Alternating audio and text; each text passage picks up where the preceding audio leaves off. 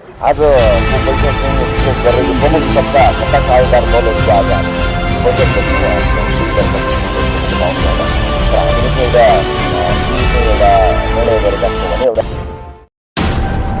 सत्तारूढ दलकै खिचतानीमा गृह मन्त्रालय रवि लामिछानेको फेरि दाबी।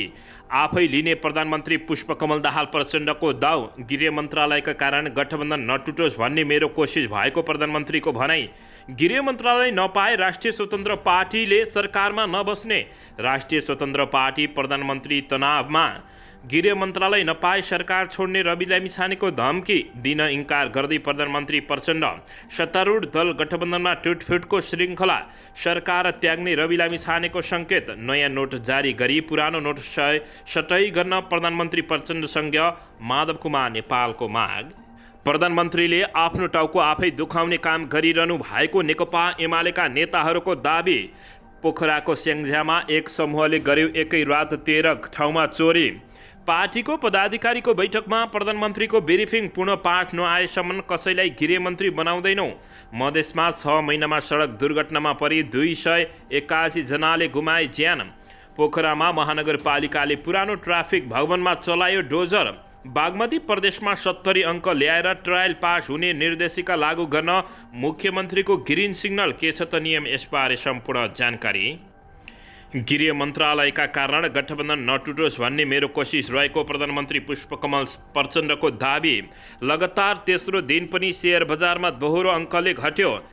राजस्व परिचालन धेरै पछाडि छौँ भन्दै अर्थमन्त्रीको चिन्ता। काङ्ग्रेसले प्रस्ताव गरेको व्यक्ति नै अबको राष्ट्रपति हुने नेपाली काङ्ग्रेसका महामन्त्री विश्वप्रकाश शर्माको अभिव्यक्ति। र ज्ञानेन्द्र साई विरुद्ध नाराबाजी गर्दा राप्रपा नेपालका उपाध्यक्ष पक्राउ। मचियो निकै ठुलो हङ्गामा। यता गृहमन्त्री नपाएपछि राष्ट्रिय स्वतन्त्र पार्टीले मचायो सरकारमा विटण्ड। केपी शर्मा ओली पनि राष्ट्रिय स्वतन्त्र पार्टीकै पक्षमा। प्रधानमन्त्री प्रचण्ड भने राष्ट्रिय स्वतन्त्र पार्टीलाई गृहमन्त्री नदिने र सरकारबाटै बाहिर निकाल्ने दाउमा। अब हेर्नुहोस् पुरा समाचार।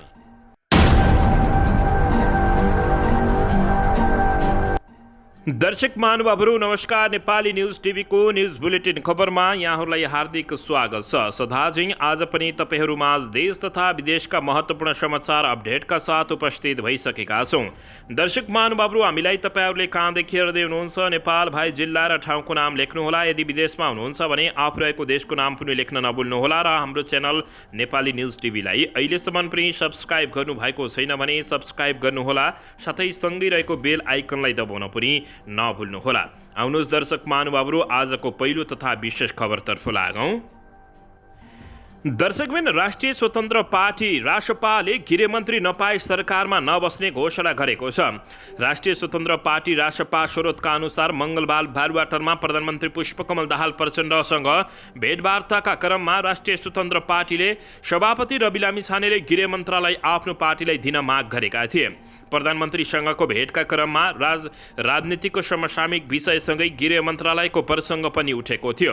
स्रोतले भन्यो, पार्टी सभापतिले स्पष्ट रूपमा गृह मन्त्रालय राष्ट्रिय स्वतन्त्र पार्टीलाई दिन माग गर्नु भएको थियो। छलफलकै क्रममा उहाँले गृह मन्त्रालय राष्ट्रिय स्वतन्त्र पार्टीले नपाए सरकारबाट बाहिरिने आशय समेत चेतावनी दिएका छन्।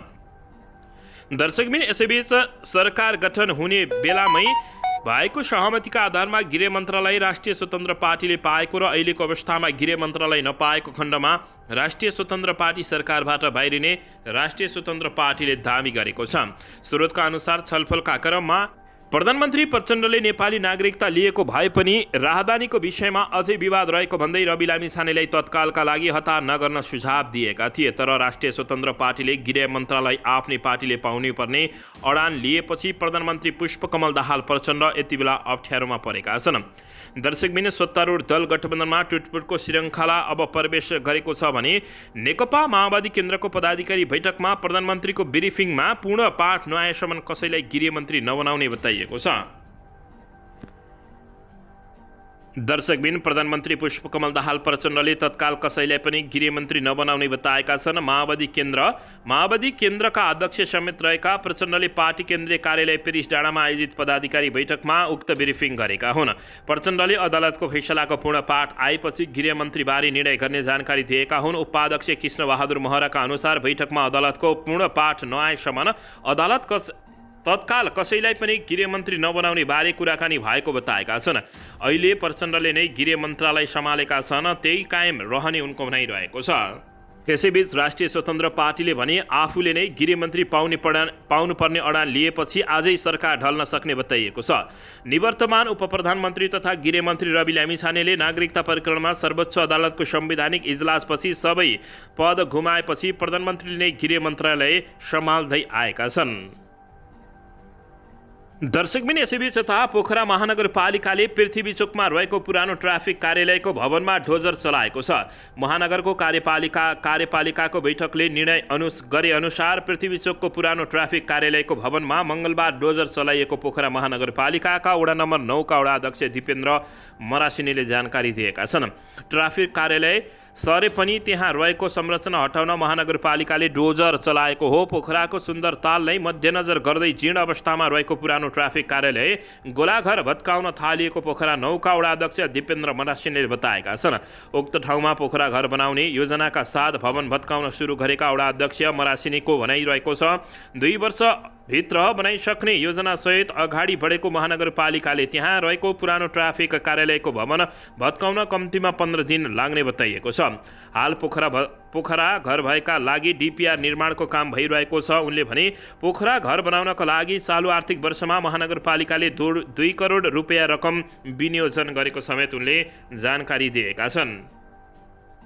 दर्शकबिन यसैबीच यता नेपाली काङ्ग्रेसका महामन्त्री विश्वप्रकाश शर्माले काङ्ग्रेसले प्रस्ताव गरेको व्यक्ति राष्ट्रपति बन्ने बताएका छन्। मङ्गलबार इलामको फिक्लालमा पत्रकारसँगको कुराकानीका क्रममा साझा अपनत्व ग्रहण हुने गरी काङ्ग्रेसले प्रस्ताव गरेको व्यक्ति नै अबको नयाँ राष्ट्रपति हुने उनको भनाइरहेको छ। काङ्ग्रेसबाट राष्ट्रपतिको उम्मेद्वार को बन्ने भन्ने बारे शर्माले विविध रूपमा छलफलपछि सम्भावित 6 उम्मेद्वारको नाम र निर्णय सार्वजनिक हुने बताएका छन्। उनले भने हामीसँग योग्य नेतृत्व धेरै हुनुहुन्छ, अहिले मैले नाम भन्नु उचित हुँदैन, अब हामी बैठक बस्छौँ र सम्भावित उम्मेदवारीका बारेमा छलफल गर्ने उनले बताएका छन्। नेपाली काङ्ग्रेस लामो राजनीतिक इतिहास बोकेको पार्टी भएका कारण साना समस्याबाट विचलित नहुने समेत विश्वप्रकाश शर्माको भनाइरहेको छ। काङ्ग्रेसले प्रस्ताव गरेको व्यक्ति नै अबको राष्ट्रपति हुने उनको ठोकुवा रहेको हो। दर्शकबिन यसैबीच यता चितवनबाट फेरि निर्वाचनमा उठे रवि लामिछानेलाई हराएर पठाउने चितवन काङ्ग्रेसले दावी गरेको छ। नेपाली काङ्ग्रेस चितवनका सभापति राजेश्वर खनालले चितवनको निर्वाचन क्षेत्र नम्बर 2 बाट निर्वाचित रवि लामिछानेको वास्तविक अवस्था अहिले आएर सर्लङ्ग भएको बताएका छन्। उनले चुनाव जितेर गृहमन्त्री समेत बनेका रवि लामिछानेको 1 महिना पनि अहिलेको अभिगत भएको भन्दै यसले चितवन 2 जनप्रतिनिधि विहीन भएको पनि बताएका छन्। जनताले रवि लामिछानेको धरातल नबुझिकन उनलाई मतदान गरेकाले अहिलेको परिणाम आएको उनले जिकिर गरेका छन्। यसमा नेपाली काङ्ग्रेसको पनि दोष रहेको उनको निष्कर्ष रहेको छ। काङ्ग्रेसले ध्यान दिएर राम्रा उम्मेद्वार चितवनमा नउठाउँदा यस्तो अवस्था आएको उनले बताएका छन्। यसैबीच उनले भने हिजो मतदाताले चिनेका थिएनन्, अब अहिले लामिछानेको हुन् र उनले कस्ता करतुत गरेका छन् भन्ने उदाङ्गो भएको छ। खानले भने काङ्ग्रेसले अब उपनिर्वाचनमा कसैसँग पनि गठबन्धन गर्दैन र रवि लामिछाने नै निर्वाचनमा उठे भने उनलाई हराएर पठाउने उनले ठोकुवा गरेका छन्। दर्शकबिन यसैबीच यता प्रधानमन्त्री पुष्पकमल दाहाल प्रचण्डलाई माधव कुमार नेपालले नयाँ नोट जारी गरी पुरानो नोट सतै गर्न माग राखेका छन्। नेकपा एकीकृत समाजवादीका अध्यक्ष माधव कुमार नेपालले आज प्रधानमन्त्री पुष्पकमल दाहाल प्रचण्डलाई ध्यान आकर्षण पत्र बुझाएका हुन्। मुलुकको आर्थिक सङ्कट समाधान सम्बन्धमा माधव कुमार नेपालको पार्टी नेकपा एकीकृत समाजवादी पार्टीले 20 वटा बुदामा समेटेर ध्यान आकर्षण गराएको छ। पार्टीका अध्यक्ष माधव कुमार नेपाल नेतृत्वको प्रतिनिधिमण्डलले देशको अर्थतन्त्र गम्भीर सङ्कटतर्फ उन्मुख भइरहेकाले सरकार जीविकाप्रति संवेदनशील हुनुपर्ने भन्दै प्रधानमन्त्री पुष्पकमल दाहाल प्रचण्डलाई 20 बुँदे ज्ञापन पत्र बुझाएका हुन्। ध्यान आकर्षणको 9औं नम्बरको बुँदामा अनौपचारिक क्षेत्रमा रहेका वा लुकाइएको रकम अर्थतन्त्रको मूलधारमा ल्याउनका लागि नयाँ नोट जारी गरी पुराना नोट साट्न लगाउने कार्यक्रम तत्काल लागू गर्न माग गरेका छन्। साथै मजदुर, किसान र सर्वसाधारण जनताले महँगीकै कारण दैनिक जस्तो आत्महत्या गर्न थालेको अवस्थामा देशको आर्थिक सङ्कट समाधानका लागि तत्काल कदम चाल्न आग्रह पनि गरेको जानकारी प्राप्त भएको छ। ज्ञापन पत्रमा जर्जर बनेको देशको अर्थतन्त्र सुधार, युवा र बौद्धिक जनशक्ति पलायनकाबाट रोक्न प्रभावकारी कदम चाल्नुपर्ने उल्लेख गरिएको छ। विद्यालय तहमा एक सिपमूलक विषय अनिवार्य गर्नुपर्ने र कृषि उत्पादन वृद्धिमा जोड बिक्रीको प्रबन्धन गर्नुपर्ने सुझाव पनि दिएको बताइएको छ। यसैबीच एकीकृत समाजवादी पार्टीले संविधानमा उल्लेखित आर्थिक नीति कडाइका साथ लागू गर्न, महँगी नियन्त्रण गर्न, समस्याग्रस्त उद्योग तथा व्यवसायले जरिमाना र कर तिर्ने सुविधा तथा भाखा नागेका ऋणको किस्ता र ब्याज तिर्ने अवधि 2080 असार मसान्तसम्मलाई बढाउन लगायतका माग माधव कुमार नेपालले गरेका छन्।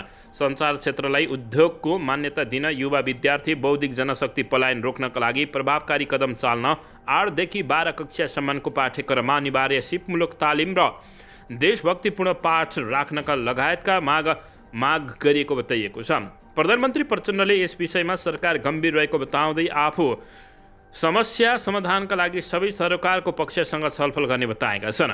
उनले बजार भावलाई नियन्त्रण गर्ने, नीतिगत रूपमा नै आवश्यक परिवर्तन गरी जनजीविका सहज गराउने प्रतिबद्धता समेत व्यक्त गरेका छन्। दर्शकबिन यसैबीच यता लगातार आज तेस्रो दिन पनि मङ्गलबार शेयर बजार दोहोरो अङ्कले घटेको छ। शेयर बजार परिसूचक नेप्से आज 15.70 बिन्दुले घटेर 2111.68 बिन्दुमा झरेको छ। जलविद्युत समूह बाहेक सबै समूहको शेयर बजार घटेकोमा जीवन बिमा, माइक्रो फाइनेन्स र होटल समूहको शेयर उच्च अङ्कले ओह्रालो लागेको छ। आज 259वटा कम्पनीका 75,53,000 किता शेयर 2 अर्ब 82 करोड 45 लाख रुपियाँको कारोबार भएका छन् भने सबैभन्दा धेरै रेडी हाइड्रो पावरको 19 करोड 20 लाख रुपियाँको शेयर किनबेच भएको छ।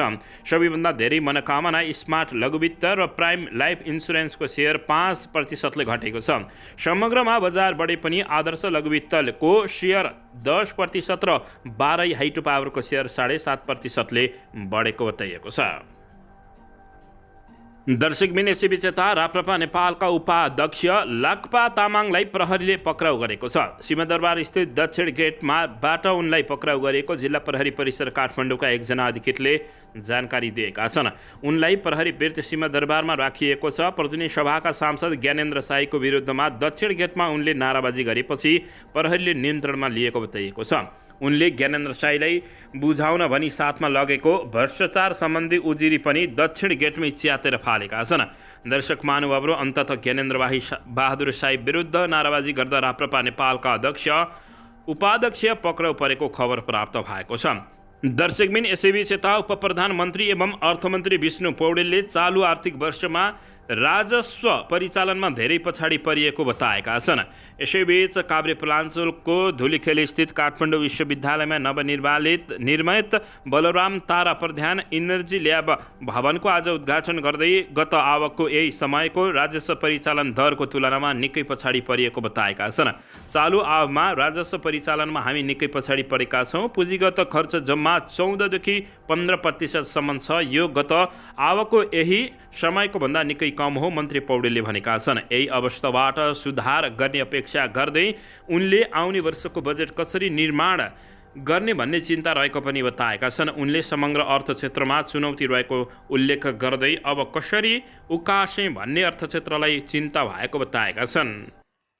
दर्शकबिन यसैबीच यता अदालतबाट रवि लामिछानेको नागरिकता सम्बन्धी मुद्दा फैसलाको पूर्ण पाठ नआएसम्म गृह मन्त्रालय आफैले सम्हाल्ने निर्णयमा पुगेका प्रधानमन्त्री पुष्पकमल दाहाल प्रचण्डले 7 दलीय गठबन्धनलाई बचाउन सक्दो प्रयास गर्ने बताएका छन्। मङ्गलबार माओवादी मुख्यालय पेरिस डाँडामा बसेको पार्टी पदाधिकारी बैठक सम्पन्नपछि बाहिरिने क्रममा प्रधानमन्त्री प्रचण्डले गृह मन्त्रालयका कारण गठबन्धन टुट्न नदिने दावी गरेका हुन्।